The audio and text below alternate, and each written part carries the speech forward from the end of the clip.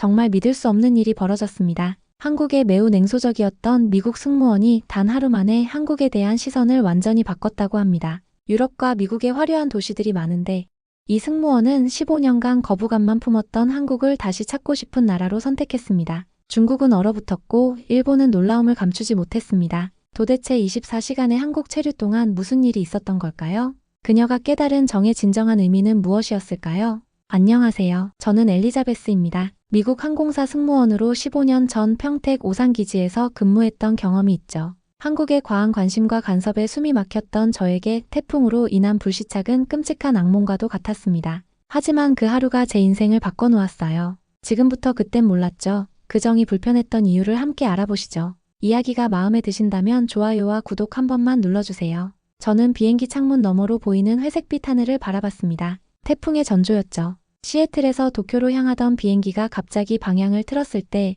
기장의 목소리가 기내에 울려 퍼졌어요. 태풍으로 인해 도쿄 하네다 공항에 착륙할 수 없어 인천국제공항으로 회항합니다. 승객들 사이에서 한숨과 탄식이 섞여 나왔습니다. 저는 순간 숨이 막히는 것 같았어요. 한국이라니, 다시 그곳이라니. 가슴이 조여오고 위장이 뒤틀리는 느낌이었습니다. 끔찍했어요. 모든 곳 중에 하필 한국이라니. 제 동료 승무원들은 오히려 들떠 보였습니다. 와, 서울에서 하룻밤이라니. 쇼핑 천국이잖아.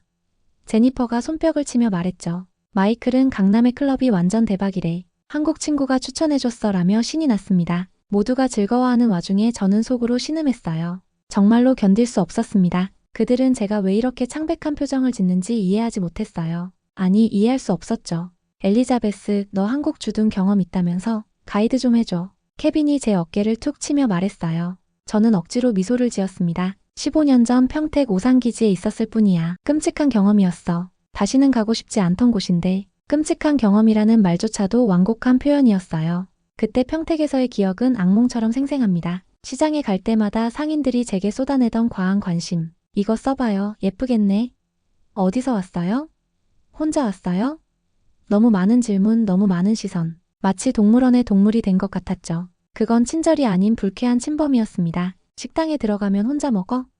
하고 묻던 아주머니의 말투는 마치 제가 불쌍한 사람인 것처럼 들렸습니다. 그것도 모자라 필요 이상으로 음식을 주던 습관. 많이 먹어, 말랐네. 그 집요한 관심은 정말 견딜 수 없었어요. 서양에서는 절대 용납할 수 없는 행동이었죠. 낯선 사람의 체중이나 외모에 대해 언급하는 것은 심각한 신뢰니까요. 마치 제 존엄성이 무시당하는 기분이었습니다. 동료 승무원들에게 이런 얘기를 해봤자 웃음거리가 될 뿐이었습니다. 그들에게 한국은 그저 화려한 K-팝과 삼성, 현대자동차의 나라일 뿐이니까요. 제가 경험한 그 질식할 것 같은 불쾌감은 이해하지 못할 겁니다. 인천공항에 도착하자 기장이 안내방송을 했어요. 현지 시각으로 오후 4시에 도착했습니다. 태풍이 지나갈 때까지 최소 24시간 체류가 필요합니다. 항공사에서 숙박을 제공할 예정입니다. 저는 창밖으로 빗방울이 맺힌 활주로를 바라봤습니다. 이곳에서 하루를 보내야 한다니 구덩이에 갇힌 듯한 절망감이 밀려왔어요. 15년 전의 기억이 악몽처럼 밀려왔습니다. 친절이라는 가면을 쓴 간섭, 배려라는 이름의 침범.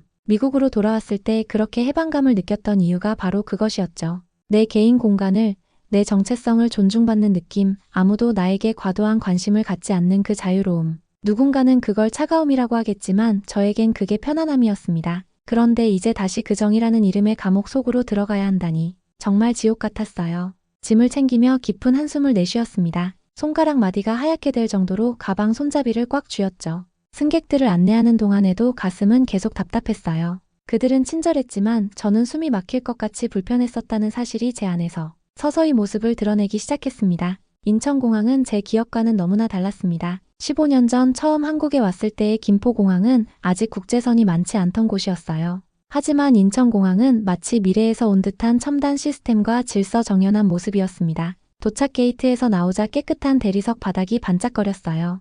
디지털 안내판과 자동화된 시스템들, 그리고 무엇보다 질서 있게 움직이는 사람들의 모습이 인상적이었죠. 화장실을 찾아 걸어가는 동안 저는 여전히 방어적인 자세를 취하고 있었습니다. 혹시 누가 영어로 말을 걸어올까? 또 내 외모에 대해 언급하는 사람이 있을까? 이런 생각들이 머릿속을 맴돌았어요. 그런데 화장실 입구에서 본 장면은 제 예상과 달랐습니다. 청소 아주머니가 화장실 입구를 닫고 계셨어요. 검은색 유니폼에 노란색 장갑을 끼신 모습이었죠. 그때 정장 차림의 중년 남성이 화장실에 들어가려다 멈춰섰습니다. 그리고는 청소 아주머니를 향해 고개를 살짝 숙이며 인사를 했어요.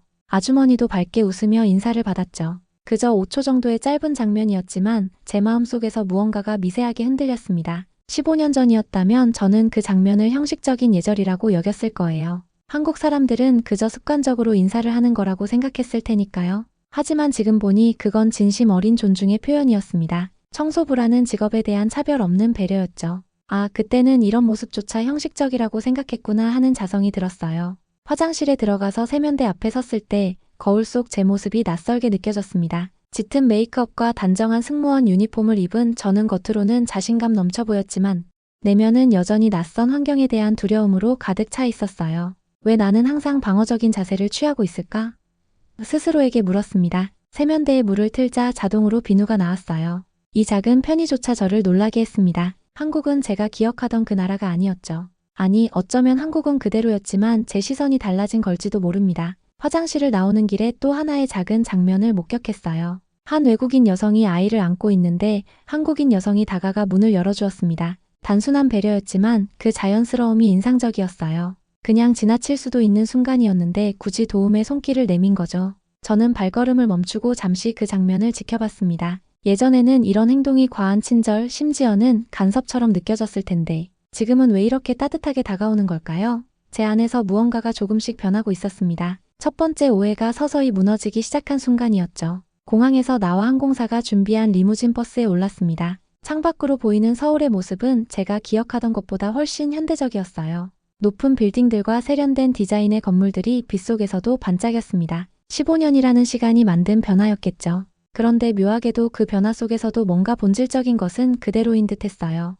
호텔에 도착했을 때는 이미 저녁이 되어 있었습니다. 대리석으로 장식된 로비는 웅장했고 직원들은 모두 단정한 유니폼을 입고 있었어요. 프론트 데스크로 향하는 동안 저는 무의식적으로 영어로 대화할 준비를 했습니다. 그런데 놀랍게도 직원이 먼저 저를 알아보았어요. 엘리자베스님, 어서 오세요. 체크인 준비되어 있습니다. 제 이름을 또렷이 부르는 그 목소리에 저는 놀랐습니다. 평소 외국에서는 제 이름을 정확히 발음하는 경우가 드물었거든요.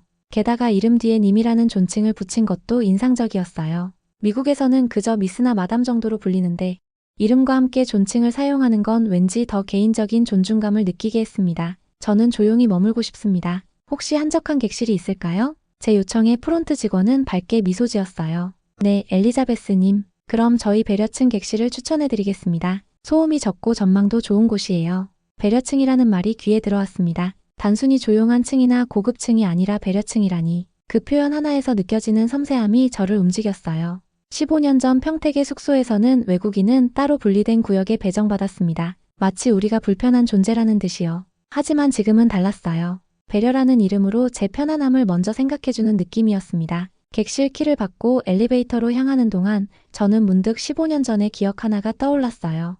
당시 숙소의 리셉션에서 제가 묵을 방을 설명할 때 외국인 전용이라고 말했던 것. 그때는 그게 특별 대우라고 생각했지만 지금 생각해보면 일종의 분리였던 거죠. 하지만 오늘은 달랐습니다. 배려층이라는 단어에는 따로 구분짓는 느낌이 아니라 제 필요를 이해하고 존중한다는 메시지가 담겨 있었어요.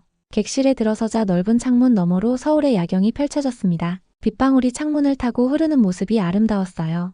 침대에 가방을 내려놓고 잠시 창가에 서서 도시의 불빛을 바라봤습니다. 이상하게도 마음이 편안해지는 것을 느꼈어요. 서랍 위에는 작은 쪽지가 놓여 있었습니다. 편안한 휴식 되세요, 엘리자베스님. 그 짧은 문장 하나가 왜 이렇게 마음에 와닿는 걸까요? 이름을 불러주는 것, 그것은 정서적 존중의 시작이었습니다. 요구하지 않아도 섬세하게 배려해주는 그 마음이 전해져 왔어요. 저는 창가에 기대어 서서 천천히 심호흡을 했습니다. 아마도 이번 한국 방문은 제가 예상했던 것과는 다른 경험이 될지도 모른다는 생각이 들었어요. 다음날 아침 저는 일찍 일어나 서울을 조금 둘러보기로 했습니다. 태풍은 예상보다 빨리 지나갔지만 비행은 저녁에나 가능하다고 했어요. 하루 종일 호텔방에 머무는 것보다는 이왕 온 김에 서울을 경험해보고 싶었습니다. 호텔 리셉션에서 추천받은 명동으로 향하기 위해 지하철을 타기로 했어요. 지하철역으로 향하는 길은 생각보다 복잡했습니다. 사람들은 바쁘게 움직였고 도로는 여전히 젖어 있었어요. 지하철 입구에서 표를 사는데 약간 헤맸지만 주변의 사람들이 친절하게 도와주었습니다.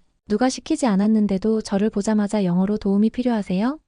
라고 물어오는 것이 놀라웠어요. 플랫폼에 도착했을 때 저는 문득 미국의 지하철과 비교하게 되었습니다. 너무나 깨끗하고 질서정연했어요. 사람들은 줄을 서서 기다렸고 시끄럽게 떠드는 사람도 없었습니다. 휴대폰을 보거나 책을 읽는 사람들의 모습이 평온해 보였어요. 지하철이 도착하자 사람들이 질서 있게 승차했습니다. 저도 따라 탔죠. 그때 저는 한 장면을 목격했어요. 휠체어를 탄 노인이 플랫폼에서 지하철로 타려고 하는데 약간의 단차가 있었습니다. 그런데 순식간에 교복을 입은 고등학생 2명과 정장 차림의 50대 남성이 다가가 휠체어를 들어올렸어요. 아무도 지시하지 않았는데도 마치 약속이라도 한 듯 세 사람이 동시에 움직인 것이었습니다. 그 장면을 보는 순간 제 마음속에서 뭔가가 울렸어요. 이건 단순한 친절함이 아니었습니다. 배려가 반사신경처럼 작동하는 시민의식이었죠. 문득 미국에서 근무하던 한 동료의 말이 떠올랐습니다. 우리는 안 그런다. 그런 일은 영무원이나 경비의 일이지. 그의 말에 저도 당시엔 동의했었죠. 그런데 지금 이 광경을 보니 저는 스스로에게 물었습니다. 내가 저 자리에 있었다면 도왔을까?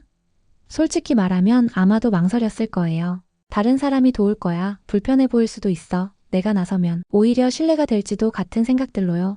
휠체어 승객이 자리에 안전하게 자리 잡자 그 세 사람은 각자의 위치로 돌아갔습니다. 마치 아무 일도 없었다는 듯이요. 칭찬을 바라거나 자랑하지 않는 그 태도가 더욱 인상적이었어요. 저는 그 모습을 가만히 지켜보며 생각했습니다. 한국은 배려가 부담스럽다고 생각했던 제 과거의 편견이 흔들리기 시작했어요. 제 옆자리에 앉은 어린 소녀가 자리를 양보하려고 일어섰습니다. 저는 급히 손을 들어 괜찮다고 했어요. 그런데 그 소녀가 영어로 말했습니다. 괜찮아요. 당신이 더 피곤해 보여요. 그 말에 저는 웃음이 나왔습니다. 아마도 제 피로한 얼굴이 역력했나 봐요. 결국 저는 감사하다는 말과 함께 자리에 앉았습니다. 지하철 창밖으로 지나가는 서울의 풍경을 바라보며 저는 깊은 생각에 잠겼어요. 한국 사회에서 배려는 왜 이렇게 자연스러운 걸까요? 그리고 왜 예전에 저는 그것을 불편하게 느꼈을까요? 아마도 제가 이해하지 못했던 무언가가 있었던 것 같습니다. 명동에서 쇼핑을 한 후 저는 호텔 직원이 추천해준 전통시장으로 향했습니다. 광장시장이라는 곳이었어요. 시장 입구에 들어서자 다양한 냄새와 소리, 색깔이 저를 반겨주었습니다. 음식 냄새, 상인들의 활기찬 목소리, 알록달록한 상품들. 이곳은 15년 전 제가 방문했던 평택의 시장과는 규모가 달랐지만 그 분위기만큼은 비슷했어요. 시장 안을 걷다가 한 음식 코너에서 도토리묵을 발견했습니다. 호기심에 발걸음을 멈추고 유리 진열대 너머로 그것을 바라봤어요. 갈색 젤리 같은 음식이었는데 사람들이 맛있게 먹는 모습이 보였습니다. 처음 보는 음식이에요? 갑자기 들려온 목소리에 고개를 들었어요. 할머니 한 분이 저를 보며 웃고 계셨습니다. 네, 이게 뭐예요? 저는 영어와 한국어를 섞어 물었습니다. 할머니는 웃으시며 도토리묵 아주 건강해요. 라고 대답하셨어요. 그리고는 작은 접시에 조금 덜어 저에게 내밀었습니다. 한번 먹어봐요. 저는 잠시 망설였어요. 15년 전이었다면 이런 상황에서 불편함을 느꼈을 겁니다. 낯선 사람이 음식을 권하는 것, 그것도 무료로요. 하지만 이상하게도 지금은 그 진심 어린 표정에 마음이 열렸습니다. 저는 감사하다는 말과 함께 그 음식을 받아 맛보았어요. 쫄깃한 식감과 간장 양념의 맛이 독특했습니다. 맛있어요. 제 반응에 할머니는 더 환하게 웃으셨어요. 딸 같아서 더 주고 싶네. 그 말에 저는 갑자기 눈시울이 붉어졌습니다. 딸 같다는 표현이 이렇게 마음을 따뜻하게 할 줄 몰랐어요. 할머니는 반찬도 몇 가지 더 접시에 덜어주셨습니다. 이것도 먹어봐. 우리나라 음식이야. 갑자기 제 머릿속에 15년 전 평택시장의 기억이 떠올랐어요. 그때도 한 상인이 저에게 계속 말을 걸며 음식을 권했었습니다. 이거 먹어봐, 맛있어. 당시 저는 그것이 불필요한 간섭이라고 생각했어요. 왜 나에게 자꾸 음식을 권하지? 판매 전략인가? 이런 의심을 했었죠. 하지만 지금 이 할머니의 모습을 보니 그때의 상인도 진심으로 저를 걱정하고 챙겨주려 했던 것 같아요. 낯선 나라에서 온 젊은 여성에게 정을 표현하는 방식이었던 거죠. 그런데 저는 그 정이라는 언어를 이해하지 못했습니다. 오히려 불편함으로 받아들였어요. 저기 앉아서 먹어. 할머니는 작은 의자를 가리켰습니다. 저는 거기 앉아 도토리묵과 다른 반찬들을 천천히 맛보았어요. 할머니는 계속해서 저를 쳐다보며 미소 지었고 가끔 더 먹어라며 권했습니다. 예전에 저였다면 이런 관심이 부담스러웠을 겁니다. 하지만 지금은 그 관심이 따뜻하게 느껴졌어요. 그땐 제가 관심받는 법을 몰랐던 걸까요? 아니면 관심을 받아들일 준비가 되어 있지 않았던 걸까요? 음식을 다 먹고 돈을 내려고 했을 때 할머니는 손을 저었습니다. 괜찮아, 맛보는 거야. 저는 그래도 작은 반찬을 하나 구매했어요. 감사의 마음을 표현하고 싶었거든요. 시장을 나오면서 저는 15년 전의 기억이 정이라는 언어로 새롭게 해석되는 것을 느꼈습니다. 그때는 불편했던 그 정이 지금은 왜 이렇게 소중하게 느껴지는 걸까요? 시장에서 나와 저는 호텔로 돌아가기 위해 버스를 타기로 했습니다. 지하철보다는 지상에서 서울의 모습을 더 많이 볼 수 있을 것 같았어요. 버스 정류장으로 향하는 길의 하늘은 다시 어두워지기 시작했습니다. 태풍이 완전히 지나가지 않은 탓인지 갑자기 비가 내리기 시작했어요. 버스 정류장에 도착했을 때는 이미 옷이 반쯤 젖어 있었습니다. 정류장 안쪽으로 들어가 비를 피했죠. 그곳에는 이미 몇 명의 사람들이 버스를 기다리고 있었어요. 학생, 회사원, 노인들까지 다양한 사람들이 모여 있었습니다. 그 중에서 한 노숙자가 눈에 띄었어요. 구석에 웅크리고 앉아있는 모습이 안쓰러웠습니다. 대부분의 사람들은 그를 무시하고 있었어요. 미국이나 다른 나라에서도 흔한 광경이었죠. 노숙자는 대개 보이지 않는 존재처럼 취급받으니까요. 저도 그를 힐끗 보고는 다른 곳으로 시선을 돌렸습니다. 그런데 그때 한 청년이 제 옆에 서 있다가 갑자기 움직이기 시작했어요. 대학생으로 보이는 그 청년은 배낭을 내려놓고 외투를 벗었습니다. 그리고는 조용히 노숙자에게 다가가 그 외투를 내밀었어요. 노숙자는 잠시 놀란 표정을 지었지만 청년이 뭐라고 말하자 고개를 끄덕이며 감사하다는 말을 했습니다. 청년은 다시 제자리로 돌아와 마치 아무 일도 없었다는 듯이 휴대폰을 보기 시작했어요. 그 모습을 지켜보던 저는 갑자기 눈물이 차오르는 것을 느꼈습니다. 왜 이렇게 마음이 울컥해지는 걸까요? 단순히 노숙자를 도운 선행 때문만은 아니었어요. 그 행동에 담긴 자연스러움, 조용한 배려, 그리고 무엇보다 타인의 존엄성을 지켜주는 방식이 저를 감동시켰습니다. 청년은 자신의 행동을 과시하지 않았어요. 다른 사람들의 시선을 의식하지 않은 채 그저 도움이 필요한 사람에게 손을 내밀었을 뿐이었죠. 그것은 마치 호흡처럼 자연스러운 행동이었습니다. 저는 문득 생각했어요.